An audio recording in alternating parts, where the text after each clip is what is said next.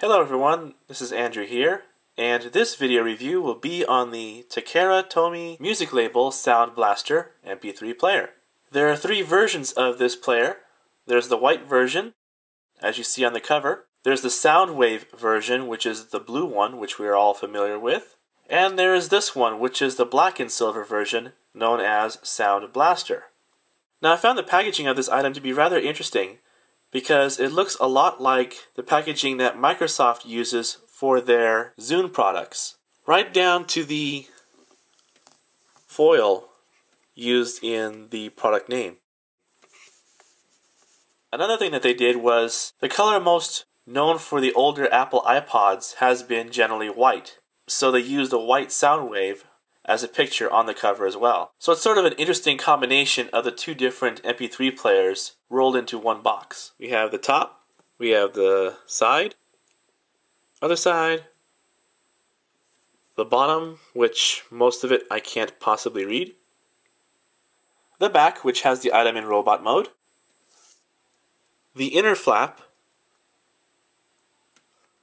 which also says Soundwave, playing audio player. Now there's redundancy for you. And the figure itself inside the packaging, along with all of its accessories. And here is Music Label Soundblaster.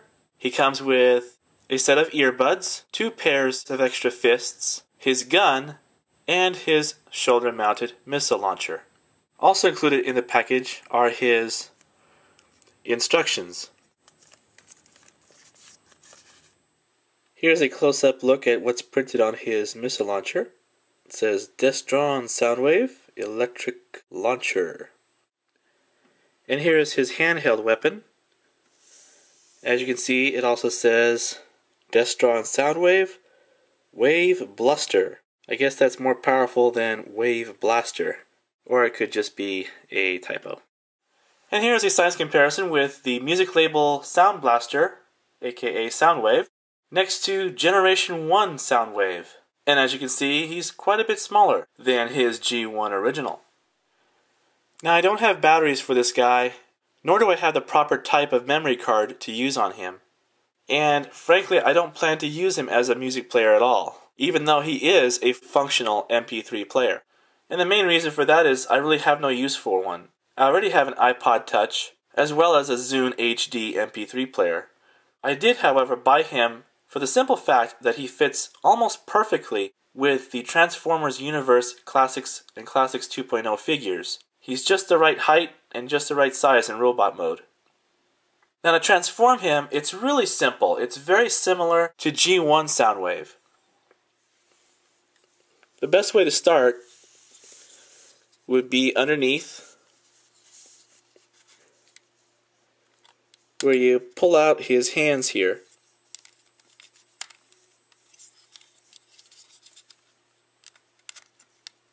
Just to get them out of the way. Then what I like to do is I like to free up his arm back here.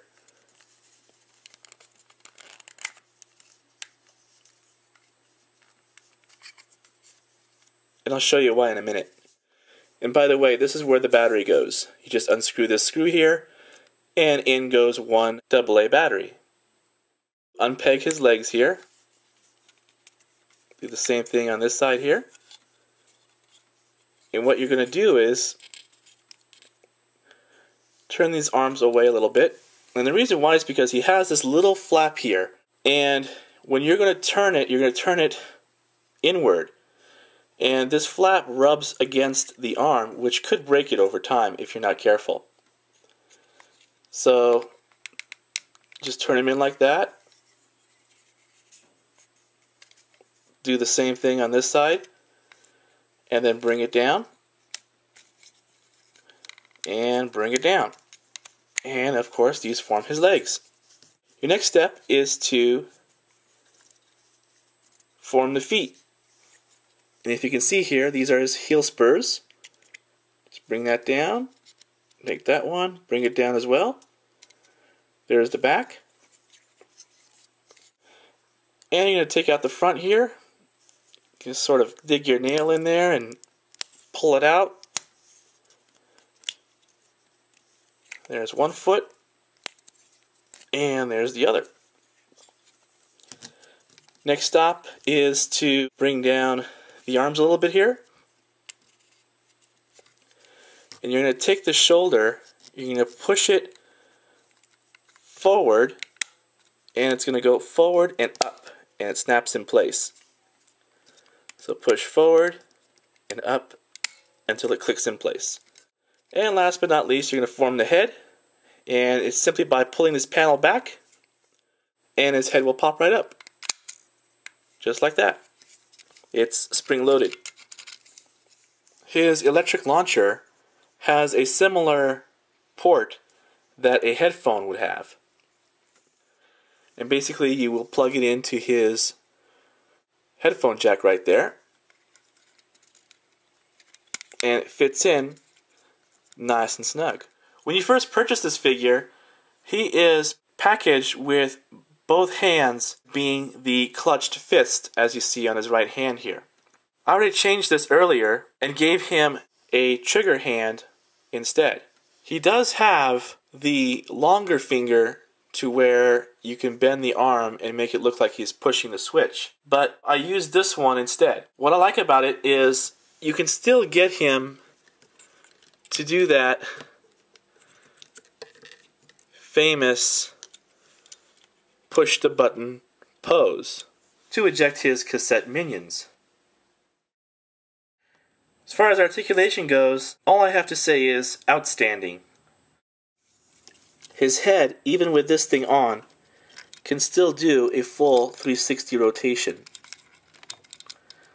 Mine is a little tight, which I don't mind at all. And he can look up and down just a little bit. Fantastic ball joint there. His shoulder can go all the way around. He's got swivels on his elbow here, just above it actually. He is able to swivel all kinds of places here, just below the elbow.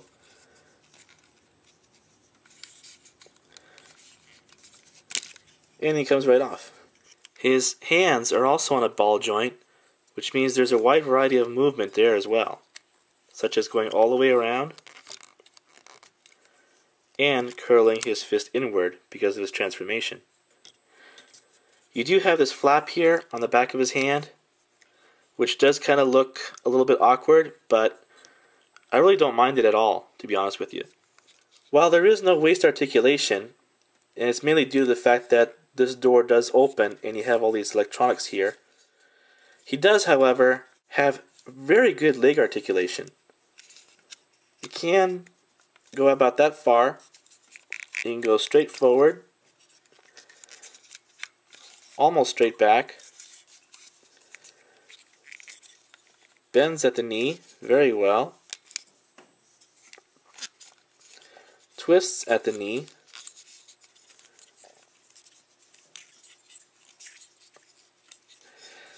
and he's got some foot action here per his transformation. Very well done figure. And this is where the memory card goes. I really love the head sculpt and the way they painted the face on this figure. And here is Music Label Soundwave / Soundblaster next to Generation 1 Soundwave in robot mode. Man, they look good together. And here is a size comparison with a Deluxe Class Universe figure Acid Storm and Voyager Class Classics figure Ultra Magnus. And as you can see, he fits really well with the Classics and Universe line. It's too bad that Hasbro has not made a regular version of this figure as part of the Classics or Universe toy line. If you're a Soundwave fan and if you really want something that has excellent articulation and a very nice update to the original Generation 1 Soundwave figure, this is it. He's really well made. There is no metal on him, which is somewhat of a disappointment, but he does play music, so that's kind of a nice little novel option there. And if you want to dress him up a little bit more, there is always ReproLabels.com. They sell stickers for the Soundwave and Soundblaster figures, and they really look a whole lot flashier when you put them on. But that's generally up to you. I hope you enjoyed this review. This is Andrew saying thanks for watching, and I'll see you guys next time. Later.